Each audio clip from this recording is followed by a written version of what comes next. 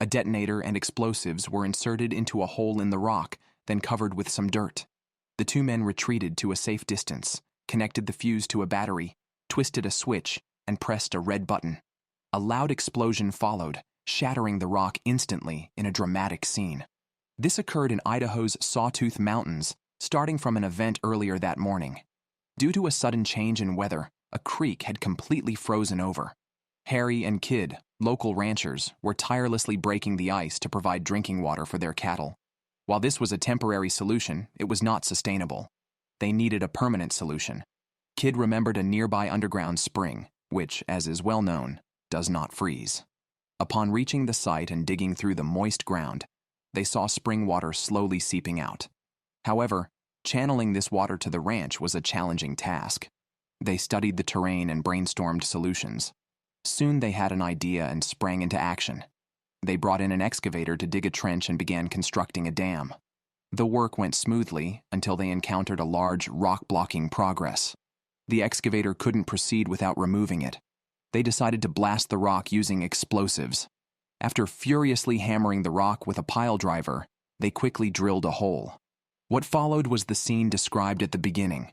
The explosives successfully shattered the rock. They examined the results, seeing debris scattered everywhere, and were able to continue their work. The brothers planned to dig a 100-foot trench and channel the spring water down the mountain through a perforated pipe, allowing water to enter from various angles. They laid the pipe in the trench and secured it with gravel, allowing the spring water to permeate without hindrance, gradually forming a reservoir. Once this step was completed, they brought a hose, inserted its ends into the pipe, and cut it in half. Harry buried the hose with the excavator. Next, they placed a tire at the hose site, where spring water continuously bubbled up. They then poured concrete into the trench, sealing the bottom with concrete. A few hours later, the trench was filled with spring water, eliminating the cattle's drinking water concern. A thick iron rod was pulled from burning coals, and the two men took turns hammering the red-hot iron, slowly shaping it into a pointed end. Here in the Blue Ridge Mountains, Eustace and his neighbor are building 2 iron posts for an outdoor kitchen. They need to drill a hole at the end of each iron rod, but first they must make the rods more solid, a process of building up and thinning out. Once done, they use a punch to create holes in the rods. To enlarge the holes, Eustace inserts an object and hammers it to expand the opening to the desired size. Next, they hammer the posts into the ground and thread a crossbar through the holes. Now ready to test their work, they watch as a kettle heats up. Eustace smiles, satisfied, planning to turn this space into an outdoor training camp to teach traditional skills to more people. The next day, Eustace finishes the last preparations for the training camp. He wants to build a greenhouse to cultivate vegetables and incorporate planting techniques into the training. He learns that a neighbor has recently acquired some double-glazed windows, so he hurries over. A greenhouse needs 9 large windows, costing around $700. Eustace is prepared to pay, but the neighbor insists on giving them for free. After bidding farewell to the generous neighbor, Eustace returns home to the site of an old, long-abandoned greenhouse. Before installing the windows, they need to refurbish the site. They start by cutting down trees and clearing the site, removing old wood planks, and stripping the brick walls of their exterior. They apply a new layer of plaster to restore the original framework. Then, they return to the sawmill to start a century-old machine, cutting logs into planks to be transported to the greenhouse. Several people install these planks onto the frame, assembling them into an angled wooden structure. Next, they carefully install the glass, cautious not to crack it. However, the weather suddenly changes, and a thunderstorm hits while they are only halfway done. Stopping now would mean all their efforts were wasted, so they continue working in the rain. Their perseverance pays off, and the greenhouse is completed, already feeling warm inside. Eustace can't help but dream of a bright future. This is a nearly new pickup truck that Martha gave to her daughter Ellie as a gift. Ellie will be able to get her driver's license when she turns 14. However, to navigate the Alaskan wilderness, the truck needs modifications such as new suspension and tires. Martha, a former Army mechanic with extensive experience, finds vehicle modifications straightforward. First, they use a jack to lift the truck. Then Ellie removes the tires and sets them aside. Now, they prepare to replace the suspension. As designated hunters of their tribe, they need a powerful vehicle to navigate dangerous terrains and hunt more game to support the elders in their community. The leaf springs provide some shock absorption, but their curvature is not ideal because the bolts have rusted. Martha applies gun oil to the bolts to help the drill remove them. After removing a spring, they compare it with the new part, and the difference is visibly significant. They install the new hydraulic springs, with Martha patiently explaining and letting Ellie do the work herself. She wants Ellie to learn these skills. Before installing the huge tires, the vehicle needs another critical upgrade, a drive shaft that transfers power from the engine to the wheels. Now they are ready to install the tires, which are much larger than the original ones and require rolling to move due to their weight of 120 pounds each and deeply grooved tread for superior traction. Martha carefully aligns and mounts the tires to the hubs, tightening the bolts until they click. After finishing the first tire, they install the rest in the same manner. Then, they test the vehicle. Martha drives slowly to check the traction, which feels surprisingly effective. Next, they test the suspension by driving over a rock. Both the front and rear tires roll over it easily, indicating excellent shock absorption. They face a steep incline as a major test, which the vehicle climbs effortlessly. Both are now in love with this revamped vehicle and look forward to the next hunting season. Mike is a bear hunting guide living alone on Kodiak Island, with all his food sourced from nature. This season, he hunted a goat, securing meat for the winter. Now he can focus on his primary job. Today, the sea is rough, and Mike worries about his boat. He owns a 35-foot aluminum fishing boat used for fishing and crabbing, which he has moored at the shore. Upon arrival, he finds that the boat is still there, but has been battered by the waves. He inspected it and found both motors had failed, with seawater inside and all the wiring entangled. A disastrous situation. Mike felt his blood pressure surge as bear hunting season was near, and he couldn't afford to waste time. He considered moving the fishing boat to a nearby lagoon. The boat had a drainage hole in this position. Mike cleared the area with a shovel and turned on the switch. Seawater immediately spurted out, a good sign indicating no further water intrusion. After draining, he planned to reposition the boat, facing it seaward for when the tide came in, allowing it to float up. Next, he would take the boat to the lagoon. To turn the boat, he kept stuffing floats under it. With the float's help, the boat moved slowly and rhythmically until its bow faced the sea. Everything was set.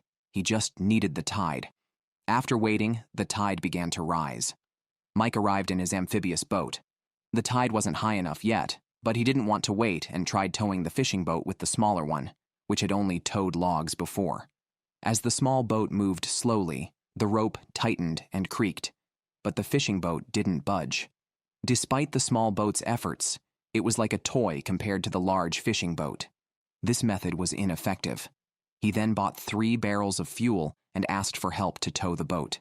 They moved the fuel barrels ashore and began the rescue. The boat was powerful, and Mike had high hopes, but the fishing boat remained immobile. Mike told his friends to pause, then stuffed several buoys under the boat and asked them to try again. This time, it worked. The fishing boat jolted into the water with a splash. Relieved, Mike towed the fishing boat towards the lagoon, half a mile away, using his small boat. It was low tide, and he noticed the water level dropping. He was racing against time. If he missed today, he'd have to wait another 12 hours for the tide, and a storm was coming tonight. Leaving the fishing boat was not an option. He accelerated while praying silently. Perhaps due to divine mercy, he reached the entrance of the lagoon smoothly. However, challenges followed. The water here was too shallow, risking the boat running aground. But Mike's small boat was designed for this moment. He lowered its wheels, transforming it into a land vehicle, and continued towing the fishing boat. Once in position, he stopped the fishing boat and secured it with a heavy anchor. Now, he could head home, leaving the fishing boat there. Days later, with the weather clear and the sea calm, Mike couldn't resist going out to clear his mind and hunt some waterfowl. Tired of eating goat meat, he wanted a change in flavor. The sunny weather was perfect for active waterfowl.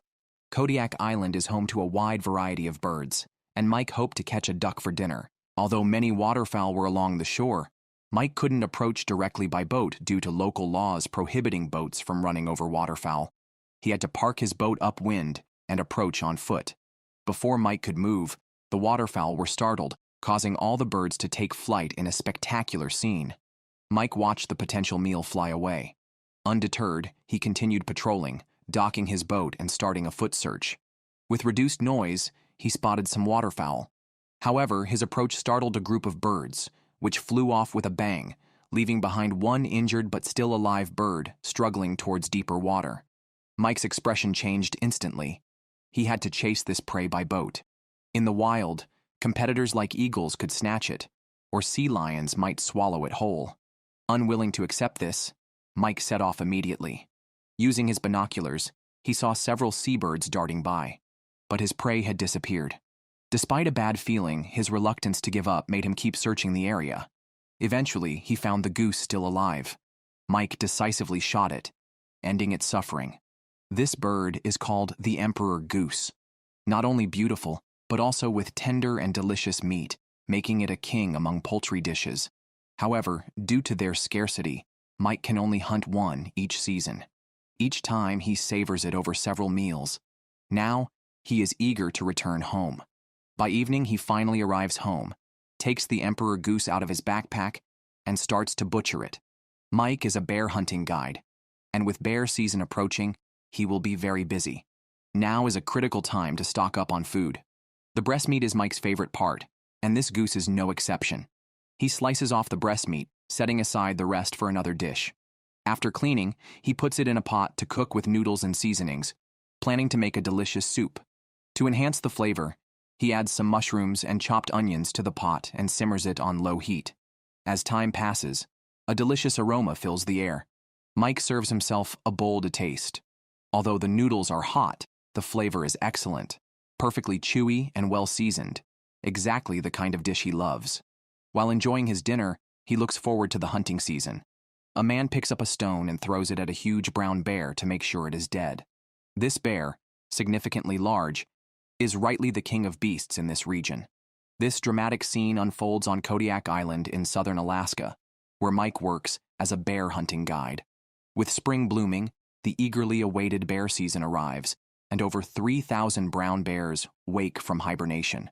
Brown bears are aggressive. Male bears may kill cubs, so hunting mature males can benefit the population. However, excessive hunting is discouraged, so the local government issues only 496 permits annually through a lottery system. This year, Mike is fortunate to draw a permit allowing him to hunt personally rather than watch others. Before setting out, he needs to prepare, starting with loading bullets. Since it's hard to buy bullets in stores due to the remote location, he buys some components and fills the bullets at home. The gunpowder must be precisely weighed to the milligram. After loading the gunpowder into the casing, he uses a press to tightly insert the bullet. Each bullet is meticulously made to maintain uniform quality. For this bear hunt, he plans to bring 2 rifles. Now, he needs to test the accuracy of the guns. Quickly, he heads to the seaside, loads the bullets into the rifles, and fires 2 shots at a distant target. He then walks up to check the results. The bullet holes are mostly within the center of the target, a result he finds acceptable. Next, he takes out his other rifle, the one he uses most often, so it requires no adjustment. Now he is ready to go hunting. After loading up his supplies, he sets off towards his destination, with his faithful hunting dog by his side. The area, surrounded by steep mountains, is within the brown bear's territory. Mike looks around, trying to spot his quarry for the day. After hibernation, brown bears come to the beach to look for food. Mike plans to find a flat area nearby to set up camp for the next 2 weeks, or until he finds a satisfactory target. The spot he finds is perfect, with a mountain spring nearby solving the fresh water issue, and the surrounding scenery being picturesque. Mike quickly sets up his tent, establishing a campsite. At this moment, he notices a plant he identifies as cow parsnip, one of the main foods for brown bears. In a few days, the hills will be covered with this plant, a vibrant green and beautiful sight. Next, Mike plans to scout the surrounding area, focusing on the mountainsides. His persistence pays off soon as he spots a brown bear. However, it's a female, which cannot be hunted. Mike continues his search, hoping to encounter a fully mature male bear, his preferred prey. Quickly, he spotted another bear on the beach. To observe better, Mike moved closer to the shore and walked towards the direction of the brown bear. He moved slowly, as an encounter was possible at any time. However, with his cautious approach, Mike spotted the brown bear from a distance as it swaggered towards him. Holding his breath, he tried to determine its gender. Indeed, it was a large male bear. In that moment, Mike made up his mind to hunt this bear. To ensure a clean shot, he prepared to wait until the bear was within 50 yards. The male bear, unaware of the impending danger, continued its approach. Being the dominant animal in the area and rarely challenged, its vigilance was low. As it walked confidently, Mike's heartbeat quickened. Suddenly the bear stopped, sensing danger, and quickly retreated into the shadows. Mike stayed put, knowing this was a moment of wits. Unfortunately, the bear quickly evaded the rifle's aim, and Mike regretfully returned to camp, disheartened. A week had unknowingly passed, and Mike had not encountered another satisfactory prey. Today he decided to expand his patrol area. After walking a while, he found traces of a brown bear. Using his binoculars, he spotted a female bear halfway up the mountain with 3 cubs, a rare sight as it's uncommon for a mother bear to successfully raise 3 cubs. He watched them for a while before continuing on his way. When he reached the beach and sat down to continue observing, he finally spotted another bear. Its large and wide rear was a characteristic of male bears. Mike had found his target again. He immediately moved to intercept the bear. Despite the rough terrain, the anticipation in his heart spurred him on, ready to overcome any obstacle, even at the risk of breaking a leg.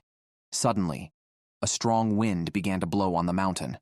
Standing at the edge of a cliff, Mike felt a tremor of fear and hesitated to look down, but it was too late to turn back. He had to go through with it. Carefully, he made his way down the mountain, exerting great effort to reach the sea safely. But after all this time, the bear might have left the area. Now it all depended on Mike's luck. The beach was bustling with noisy seabirds. Based on his experience, Mike couldn't resist observing the area. Sure enough, he spotted a brown bear, the same one he had targeted earlier. Mike stealthily approached. The bear was across the shore, head down, eating something, seemingly less alert. However, Mike remained cautious. He crawled to a large tree, placing himself within shooting range.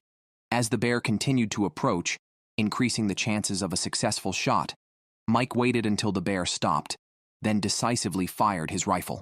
The shot startled all the seabirds, and the bear fell, seemingly without the strength to rise. Mike cautiously approached to confirm it was dead. He threw a stone at it, and seeing no response, he finally relaxed, packed away his rifle, and admired his prey. Only then did he realize the magnitude of his accomplishment. He had truly hunted a king of the wild. This would be one of the most significant moments of his life. The bear's sharp teeth and stout paws now were Mike's trophies. Now he could return home with his victory. This is a drum made from deer hide, producing a deep, resonant sound when struck. Its design was inspired by the local Native American tribes of Montana. Tom has lived in Montana's Bison Valley for over 40 years. Last year, he and a friend opened a trading post, which quickly became very popular.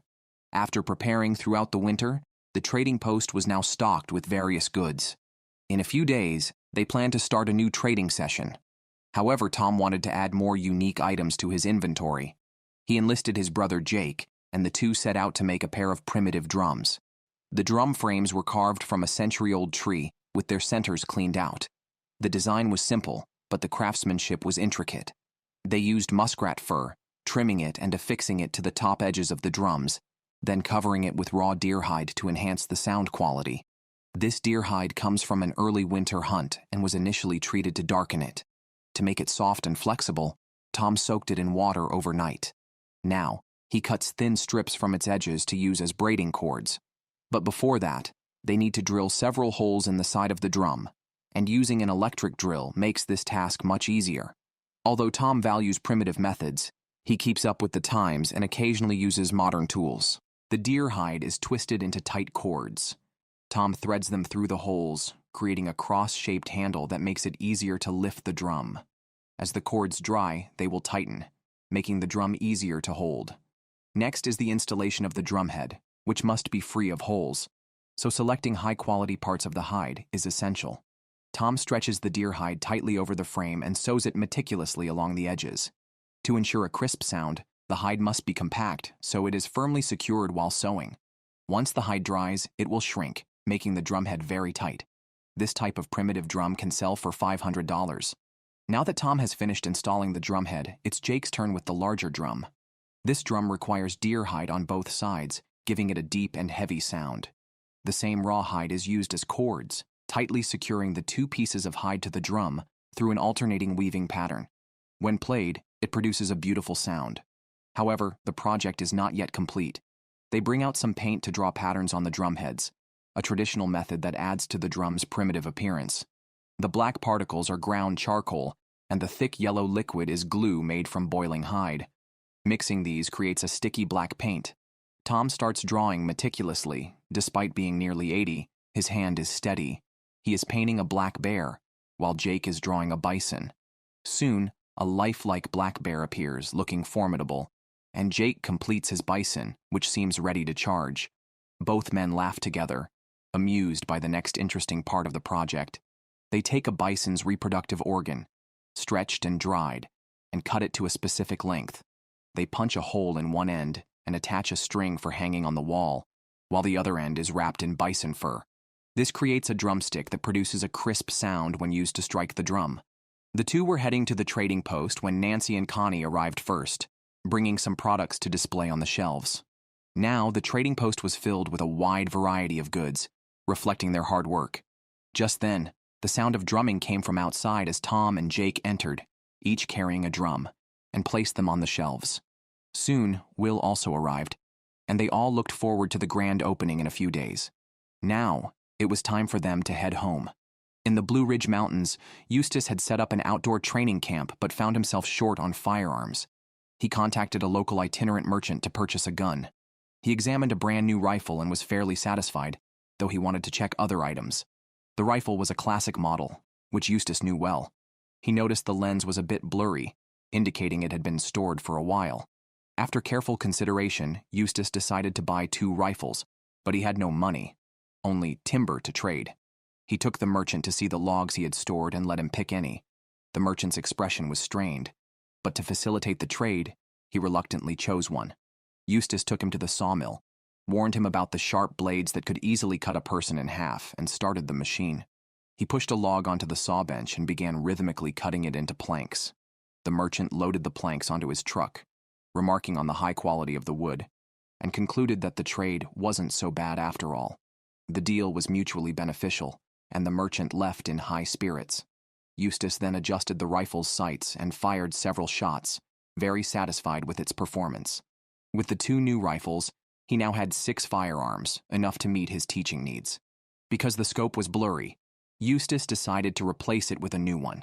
He fetched a scope from the warehouse, removed the old one, and installed the new scope, which now looked much clearer.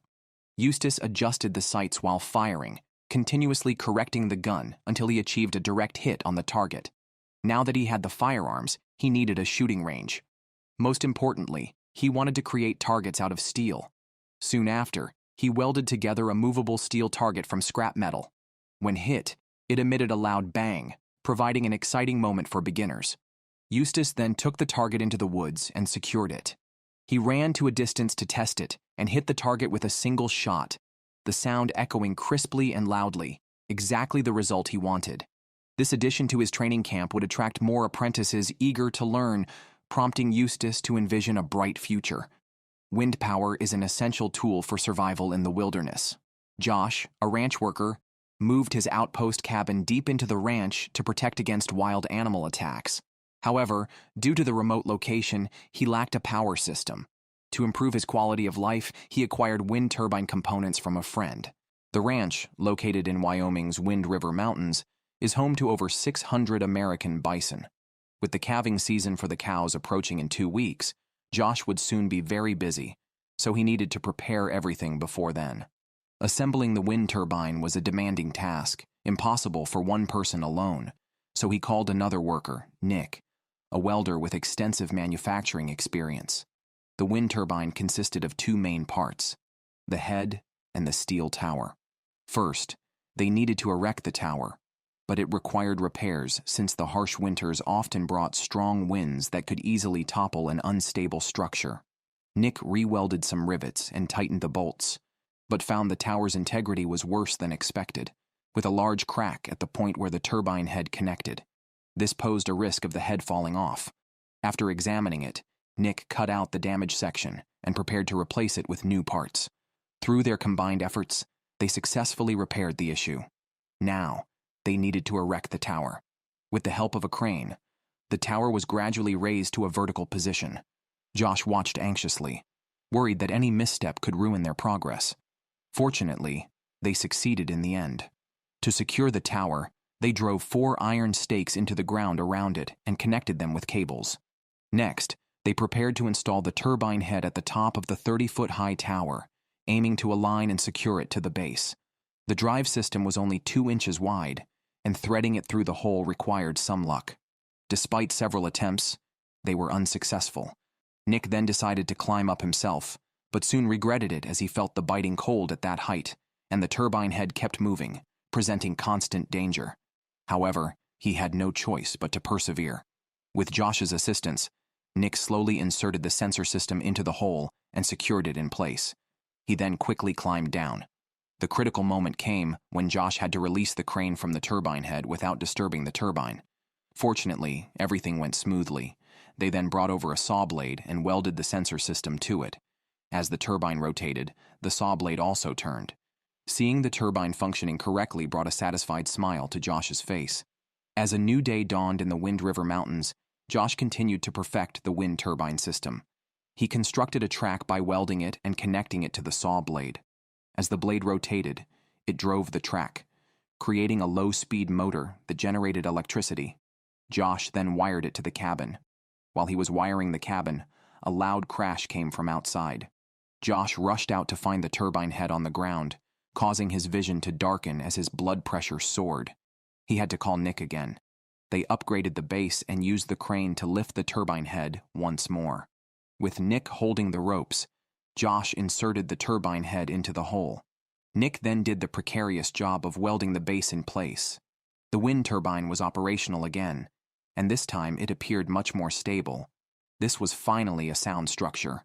Afterward, Josh returned inside and connected the wires to an inverter, which converts direct current into alternating current to power various appliances.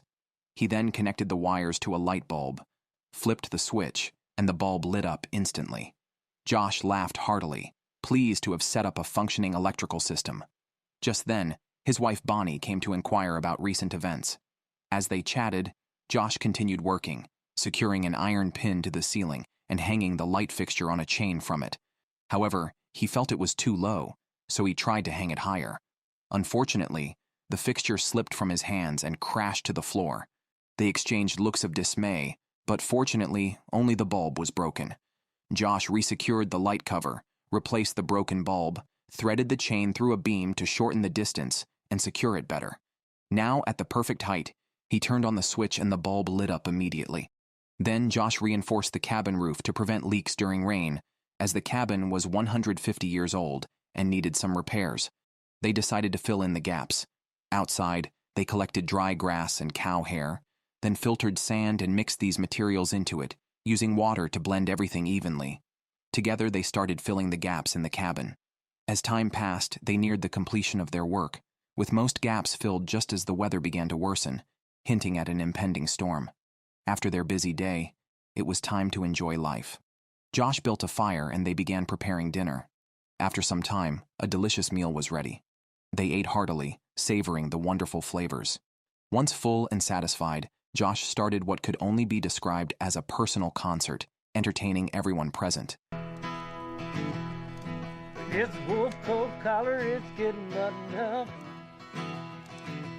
Her hat pulled down till the crown blows out. 2 bulls were fiercely fighting, their collision seeming to shake the very earth and sky. Josh watched the scene with a grave expression.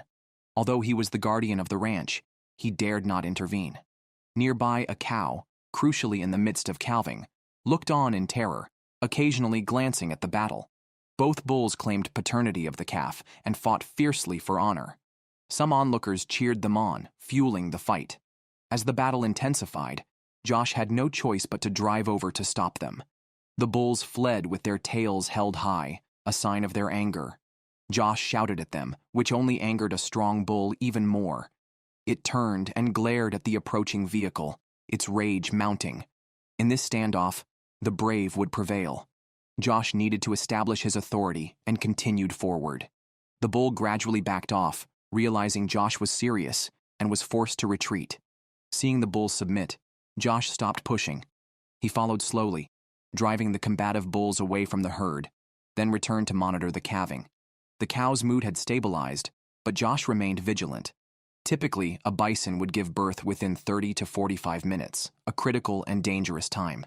The cow could die from complications or fall prey to predators, so Josh kept a close watch.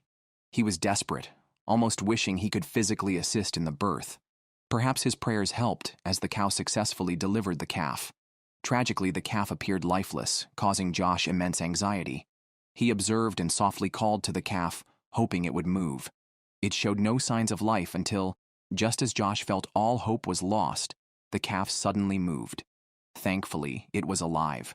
Instinctively, the cow should eat the placenta and clear the calf's airways, but she was too exhausted to act.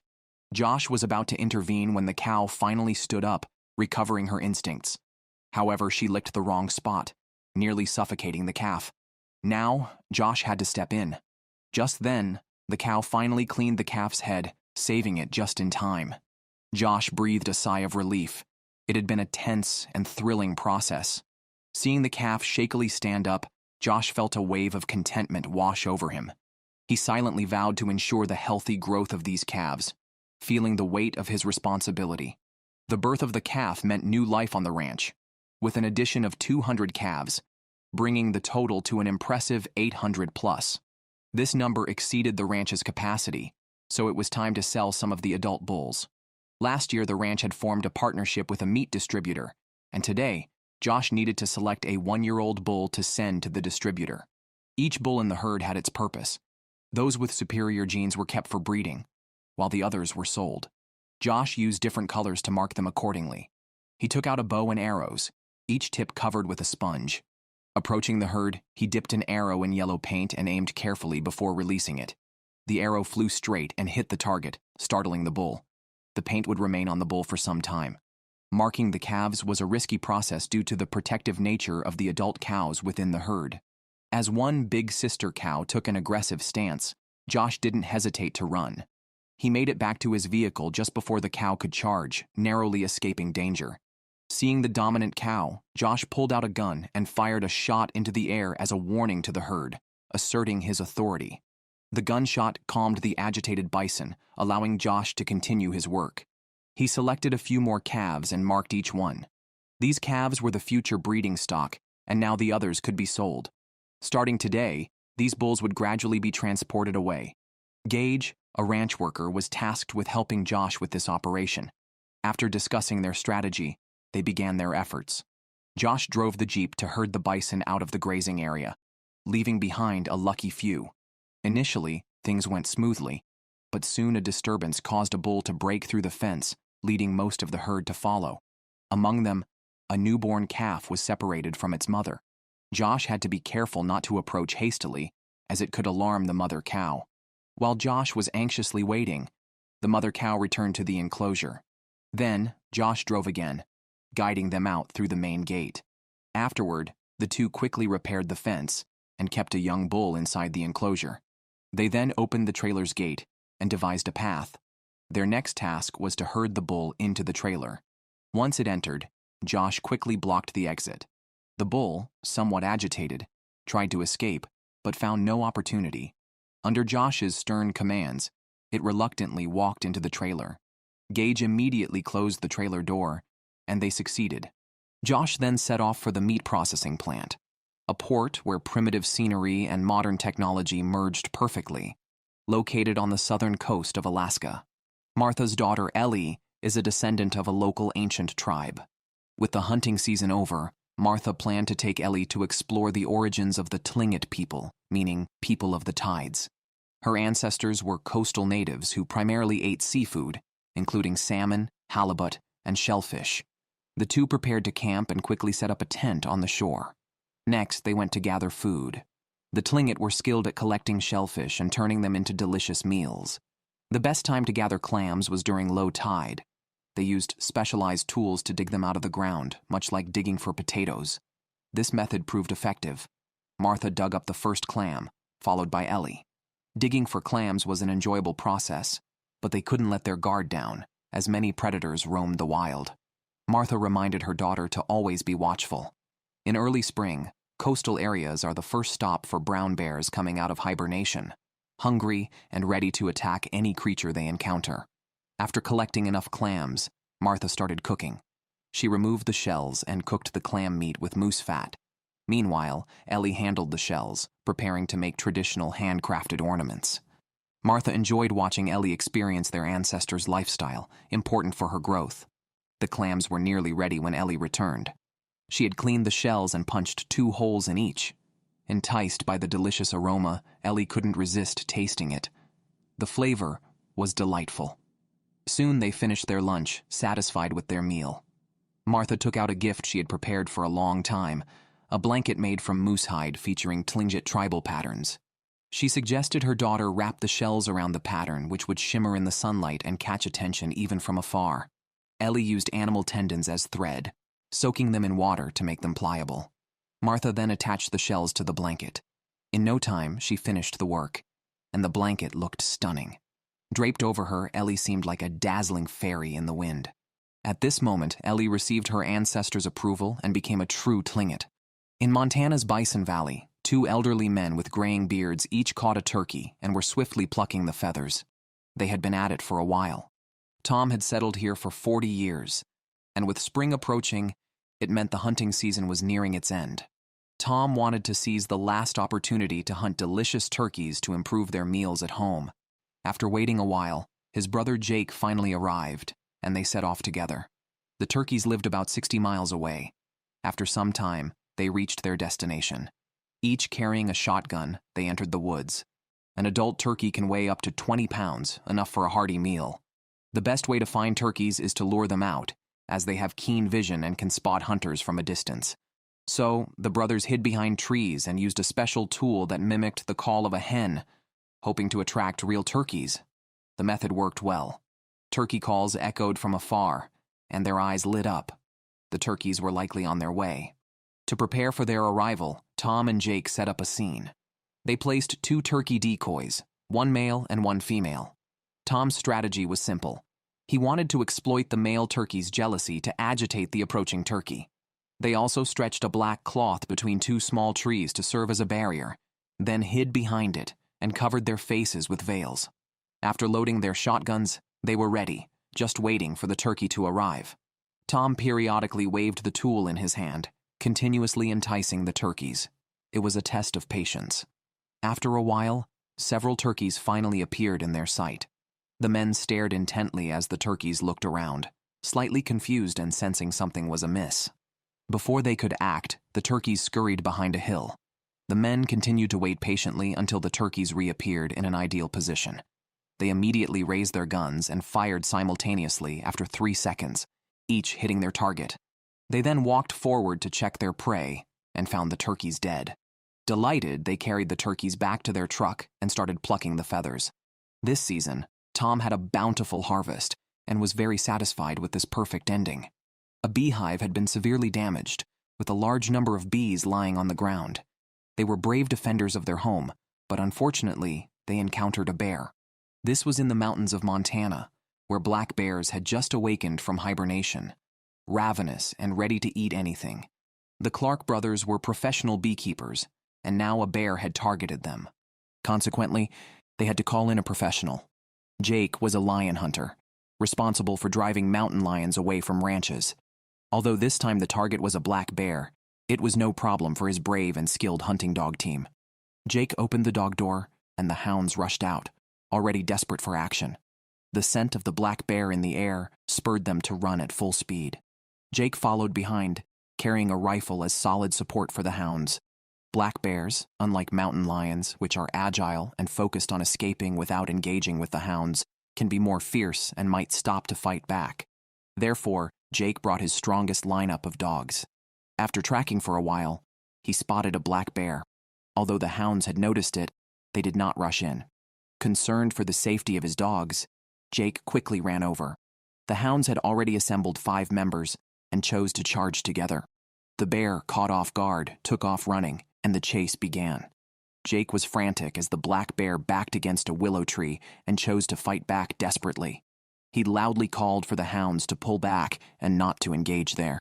Seizing the opportunity, the bear dashed away, heading towards the mountaintop, and a new chase ensued. Unfortunately, this was short-lived as a stone wall appeared ahead. The bear had no trouble climbing the wall, but it was a significant challenge for the smaller hounds.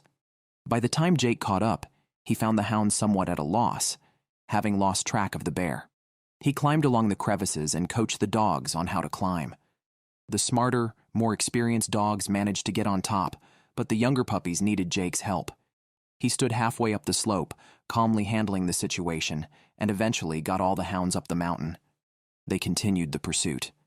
After some time, when Jake caught up with the hound team again, he found them barking incessantly around a tree. Just to be safe, Jake took out his rifle and approached slowly. He finally spotted the black bear trembling in the tree. Jake generously praised the hounds for their victory. They had proven themselves against both mountain lions and black bears. Since they were far from the farm and had achieved their goal of driving the bear away, Jake led the team back home. A man was using a flamethrower in conjunction with a machine, aiming to melt the grease inside. This was a blower which, due to its age, had rusty parts and was less effective in blowing air. After repairs, the blower was functioning normally again. Eustace reassembled the pipes and tested them, but initially, no strong air came out. Observing the situation, he noticed that the fan did not rotate when he turned the crank, suggesting a slip. He tightened the screws on the shaft and turned the crank again. This time, strong gusts of air came out from the outlet. Eustace lit some firewood and, once the fire was established, added some coal and increased the airflow to intensify the flames. Then he called over an assistant, ready to forge some small items. Joseph is the son of Eustace's late friend Preston and often comes over to help. Eustace has intentionally taught him many skills. Now Joseph places a block of iron in the fire and takes the initiative to operate the blower. He is familiar with blacksmithing because Preston was a master smith. Unfortunately, Joseph did not focus on learning the craft while his father was alive. Today, however, he values this skill immensely. People often only cherish something after losing it. Fortunately, Eustace is willing to share all he knows with him.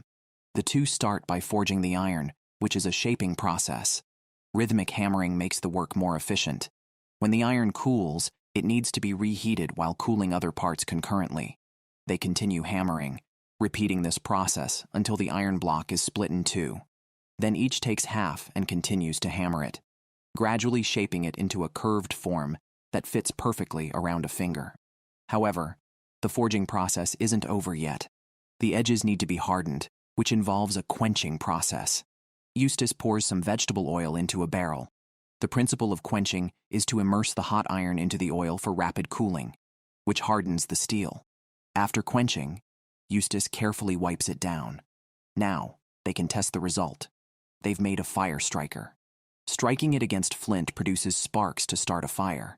The two then forged several more fire strikers and took them to an outdoor training camp where 2 colleagues were already waiting.